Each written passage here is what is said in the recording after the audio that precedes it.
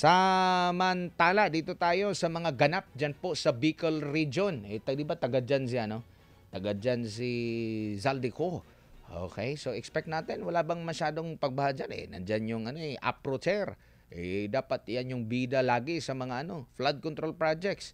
Pero yung bagsik ng Super Typhoon Uwan talagang naramdaman po kahapon kasi una sila ang Bicol Region po ay kabilang po sa mga lugar o rehiyon sa ating bansa po na malimit unang sumasalubong sa bagyo dahil nakaharap po sila sa Pacific Ocean. Nasa eastern side po kasi sila ng Pilipinas, mga kapartner. Galing sa eastern side po ang mga bagyo tulad po nitong si Bagyong Uwan. Alamin natin ang mga naging kaganapan doon sa Bicol Region nang humagupit ang Bagyong Uwan sa report ni Jason Rubrico.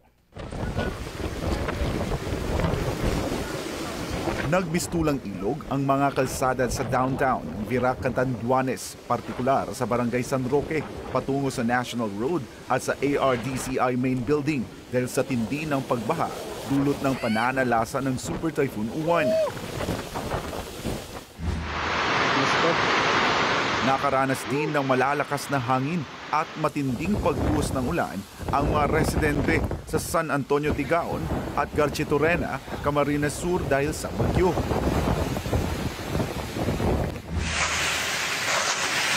Dahil sa malakas na hangin at ulan na dala ng Super Typhoon Uwan, halos bumigay na ang Kamaligan Hanging Bridge sa San Jose, Kamaligan, Camarines Sur ayon sa video na nakuha ng isang netizen. Sobrang lakas po mga bunso. Ito na. Pilit namang isinasalba ng mga mangingisda ang kanilang mga bangka dahil sa lakas ng hampas ng alon sa Denrica, Garchitorena, Camarines Sur. Ayon sa uploader ng video, ilang bangka na rin ang nasira matapos magkumpulan sa dalampasigan.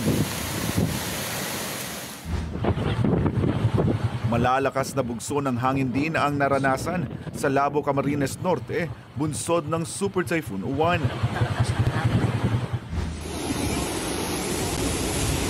Nilamon ng malalakas na alon at walang tigil na buhos ng ulan ang bayan ng Jose Panganiban, Camarines Norte nitong linggo habang patuloy na nananalasa ang bagyo.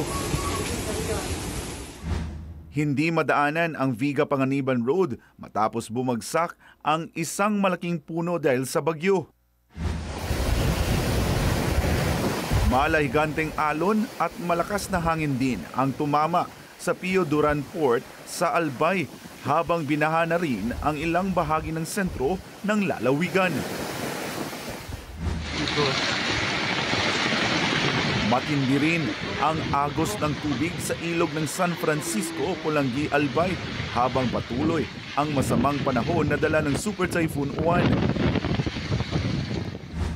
Bumagsak naman ang lumang pader ng Ibalon Central School sa Barangay Orisite, Legazpi City dahil sa pananalasa ng bagyo.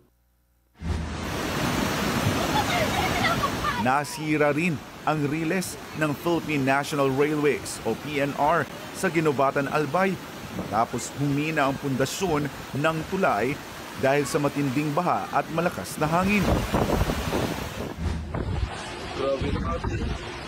Nagkalat naman ang mabasag na salamin sa una at ikalawang palapag ng isang gusali sa Bicol Medical Center matapos hampasin ng malalakas na hangin na dala ng Super Typhoon Uwan.